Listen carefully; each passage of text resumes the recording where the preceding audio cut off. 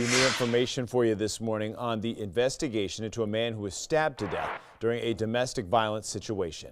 51-year-old Dražan Sinanovic has since been charged with the murder of 75-year-old Savo Sinanovic.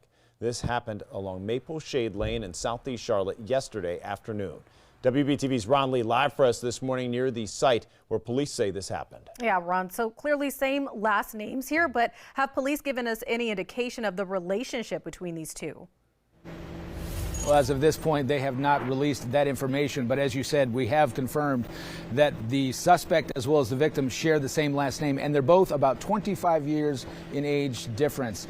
Now, this violent act happened on Tuesday afternoon when police were notified of an assault along Maple Shade Lane. First responders rushing to the scene found the victim, Savo Sinanovic, suffering from stab wounds. He died at the scene from his injuries. Now, a person of interest was quickly rounded up by Charlotte-Mecklenburg police and is now formally charged in the case. 51-year-old Dražan Sinanovic has been charged with murder. He was taken to police headquarters for interviews and later transported to the Mecklenburg County Jail, where he is waking up this morning. The suspect is scheduled to be in front of a judge today for a first appearance. We did talk to neighbors about what happened and who these folks are. Here's what they had to say.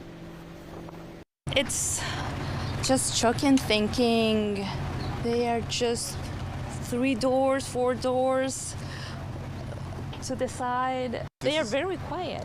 They are very quiet, especially the guys. I'm so surprised because they don't talk to anybody. Barely they say hey. Now, police investigators do tell us that the extended family has been notified about what happened and the charges pending against that second person. For now, I'm Ron Lee, WBTV, on your side.